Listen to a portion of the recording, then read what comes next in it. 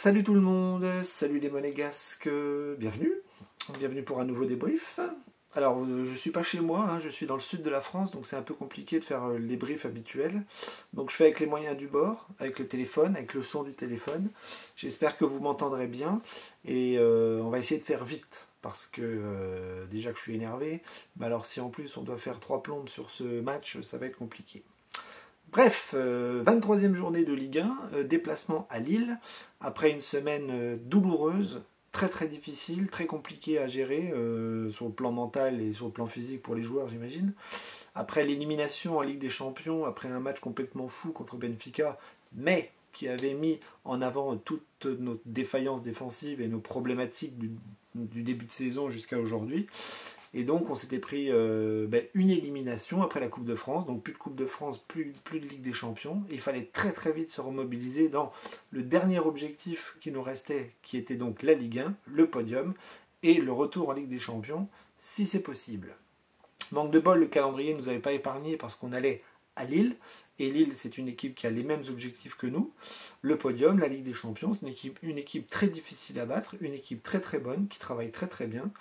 Et honnêtement, on savait que ça allait être un match très très très compliqué pour nous avec tout ce que je viens de vous dire. Donc le contexte était plutôt favorable parce qu'on avait quand même des retours par rapport à la Ligue des Champions, les 3 suspendus étaient là. Al-Mousrati, Vanderson et Zakaria étaient de retour. Par contre, au niveau des blessés, on avait toujours les 4, Balogun, Thésée, Magassa et Golovin qui n'étaient pas là. Donc une équipe plutôt compétitive, on va dire, et on attendait un petit peu la composition pour voir qu'est-ce que Hutter allait nous concocter. Alors on est parti sur un 4-2-3-1 habituel, on va dire, avec une surprise, c'est la titularisation de Crépin Diatta, qui est en forme, mais qui est un petit peu le couteau suisse défensif de Adi Hutter, ce qui est une hérésie, parce que c'est pas un défenseur, bref. Donc, Diatta arrière gauche, Majeki dans les buts, Vanderson arrière droit, défense centrale, Mawissa aux côtés de Singo, les 2 milieux de terrain, Zakaria, Kamara, les 3 milieux offensifs étaient là, les habituels, Minamino, Akliouche, Benseguir, et devant Biretz. Voilà.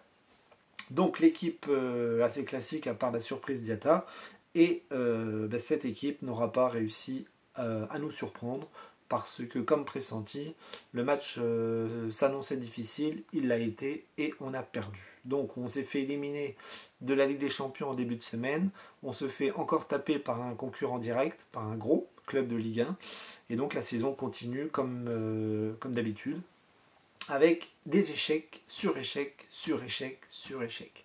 Voilà, dès qu'on joue un match important, on le perd. Dès qu'on joue un gros, on le perd. On bat les petits, c'est bien. On arrive à battre les moyens, c'est bien. Ça nous laisse en haut du classement, avec aussi un début de saison assez canon. Mais derrière ce début de saison canon, il n'y a plus rien. Il n'y a plus rien du tout.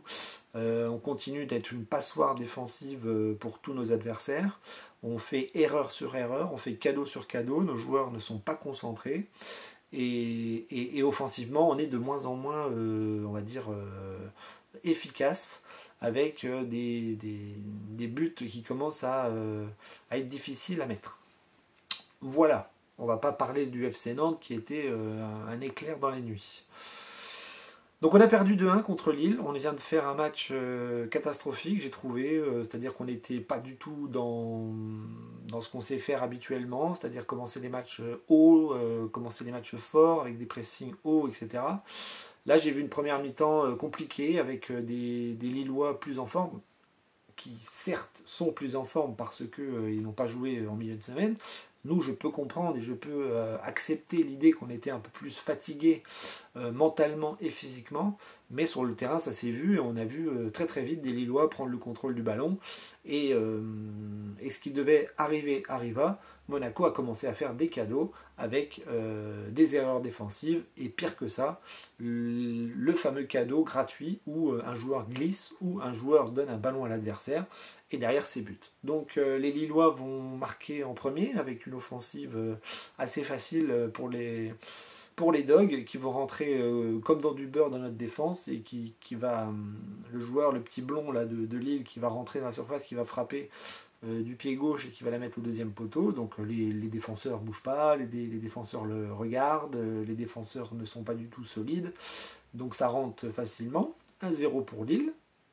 Et puis derrière, on va galérer à se procurer des occasions. Enfin, on va avoir des occasions, mais qu'on va vraiment très très mal jouer. On va être très très maladroit dans certaines offensives, dans des centres, dans des frappes, dans des combinaisons, dans cette faculté à jouer dans des petits espaces où derrière on perd le ballon et on se prend un contre criminel.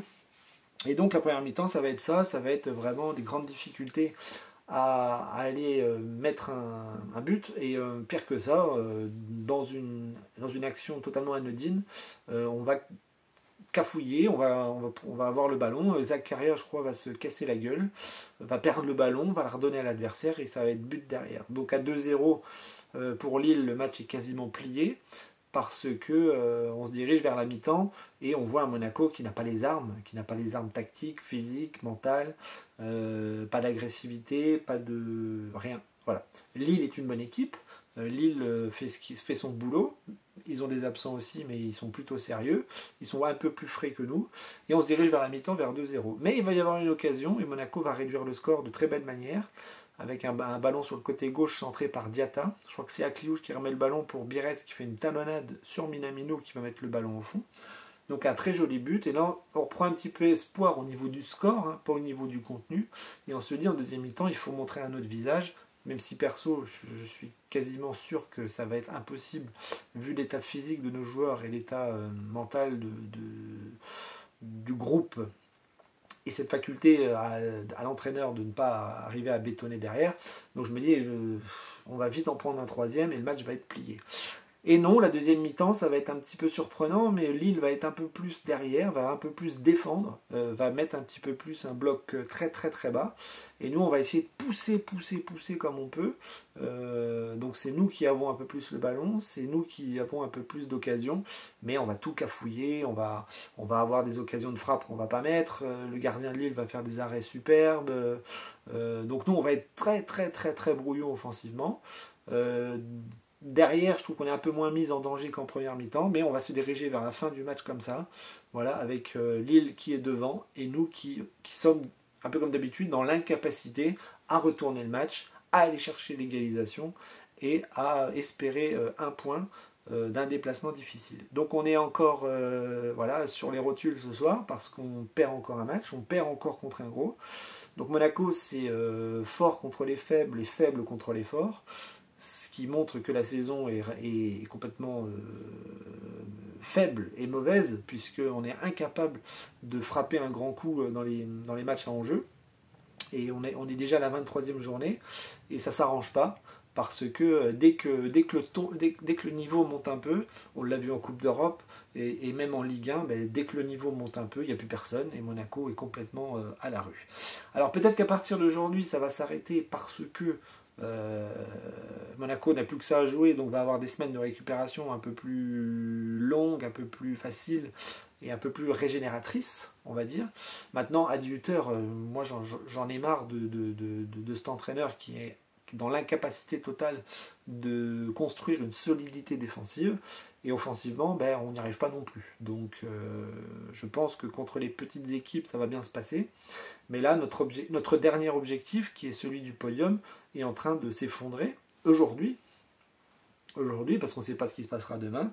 Mais Paris est champion, Marseille s'envole, Lille nous repasse devant, je crois, si je ne dis pas de bêtises. Nice est devant aussi. Donc là, nous, on va vite dégringoler à la 5e place, peut-être la 6e. Ce week-end, et là on est dans une position extrêmement défavorable dans le dernier objectif qui nous attend, qui est le podium. Donc c'est inquiétant, c'est un symbole d'une saison qui est complètement ratée pour l'instant. Je ne sais pas si Monaco va réussir à se relever et aller chercher une petite remontée pour aller chercher la Ligue des Champions, enfin la qualification en Ligue des Champions, parce qu'il va falloir battre Marseille, parce qu'il va falloir battre Nice pour espérer quelque chose, mais à l'instant T, on en est incapable. On a un groupe qui est incapable d'élever son niveau de jeu dans des matchs importants en Ligue 1. Donc voilà, donc je ne vais pas vous faire une analyse globale des joueurs, même si j'ai trouvé que tout le monde était en dessous. Majeki qui prend encore 2 buts, Singo qui est pas du tout solide, Mawissa c'est maladroit par moment et solide par d'autres moments. Diatta, arrière gauche, il est gentil, il fait tout ce qu'il peut, il a un cœur gros comme ça, mais moi j'aime pas. Vanderson qui sait toujours pas centrer, Camara, Zakaria qui font des fautes et qui prennent des cartons jaunes et qui se mettent en danger, Zakaria qui donne un ballon de but à l'adversaire, le trio offensif complètement cramé, Akliouche on l'a pas vu, Ben Seguir il avait l'air cramé aussi, il a une occasion en première mi-temps face au but, il la met à côté, donc c'est cataclysmique de réalisme. Minamino qui court partout mais qui lui n'arrête pas de faire des hauts et des bas, et quand il est dans des hauts, eh ben, ses coéquipiers autour de lui ça suit pas. Et puis Biretz qui lui n'a rien pu faire parce que trop isolé en première mi-temps, des ballons mauvais, mais sur le but il fait un geste magnifique, donc on va pas taper sur Biretz. Après il y a tous les remplaçants qui sont vite rentrés avec Mbolo, Caillot, etc., etc.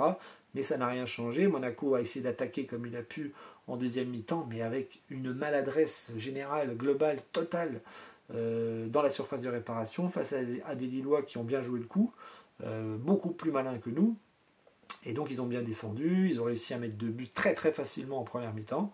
Et nous on est encore le dindon de la farce, parce qu'on est incapable de gagner une affiche, gagner un match important, gagner un match contre un concurrent direct. Et ça c'est vraiment le symbole de cette saison ratée pour l'instant, avec un Monaco qui ne peut battre que des petites équipes. Voilà, donc ça fait mal parce que on l'avait dit, on le répète, ça a été une année importante, l'année du centenaire, une année où retourner en Ligue des Champions, une année où tout devait nous sourire symboliquement. Et puis sur le terrain, on s'aperçoit qu'on ne fait pas mieux que les années passées, avec une élimination précoce en Coupe de France, une élimination précoce en Ligue des Champions, même si l'objectif des dirigeants c'était ça, c'était les barrages. Donc voilà, ils sont contents, ils sont allés en barrage, ils ne sont pas allés plus loin. Scuro dit que c'est un échec. Oui, c'est un échec, mais beaucoup plus gros que ce qui en a l'air, pour moi. Parce que Coupe de France, Ligue des Champions, avec un Benfica qui était prenable, c'est une catastrophe. Et là, à l'instant T, en Ligue 1, c'est une catastrophe parce qu'on est pas loin du podium, mais plus du tout dessus. Et on a des équipes très fortes qui nous font la concurrence. Voilà. Je pense à Lille, je pense à Marseille. Nice, ben comme eux, ils n'ont plus rien à jouer non plus, ils vont nous casser les bonbons jusqu'au bout. Et donc Monaco va devoir cravacher pour remonter là-dessus. Parce que Marseille, Nice et Lille, enfin Lille, je ne sais pas s'ils doivent encore jouer le Paris Saint-Germain, mais il va y avoir des matchs contre le Paris Saint-Germain que nos concurrents directs vont peut-être perdre, et donc ils vont perdre des points. Mais nous, si on est incapable de battre des équipes comme Marseille ou Nice ou Lille ce soir, eh bien ça sera un classement médiocre par rapport à l'objectif. Voilà. Et je peux vous le dire que si Monaco ne va pas en Ligue des Champions l'année prochaine, ça va remuer dans les brancards et on va faire comme les autres clubs de Ligue 1. Tout va disparaître et on va se retrouver avec une politique sportive et des joueurs bas de gamme. Voilà. On en est déjà pas loin, mais alors si en plus il n'y a pas de Ligue des Champions l'année prochaine, je peux vous dire que M. Ribolovlev va partir, je sais pas, mais il va pas être content et il va serrer la ceinture. Voilà. Et déjà que les temps sont durs, mais alors là, ça serait une catastrophe de plus. Donc je vous laisse là-dessus, je suis très déçu, je suis très en colère, je suis très blasé aussi de cette saison de merde, parce que c'est une saison de merde. On en a vécu, on en vit encore, et s'il n'y a pas de réaction là dans les... Quoi, il reste 11 matchs, 12 ou 11 matchs, je ne sais plus, 11. S'il n'y a pas de réaction dans les 11 matchs, peut-être 11 victoires. Ça serait bien qu'il y ait 11 victoires maintenant qu'il y a un peu plus de fraîcheur. Mais si on n'y arrive pas, si on perd contre Nice, si on perd contre Marseille, on finira à 5 ou 6 et ce sera bien fait pour notre gueule. Voilà, donc je vous laisse là-dessus et on débriefera Reims la semaine prochaine parce qu'on reçoit le Stade Rémois qui nous ont éliminés en Coupe de France et j'espère qu'il y aura un peu plus de buts et un peu plus de victoires. Allez, et désolé pour le contexte, hein, c'est un petit peu les vacances et ça ira mieux la semaine prochaine. Allez, bisous les copains.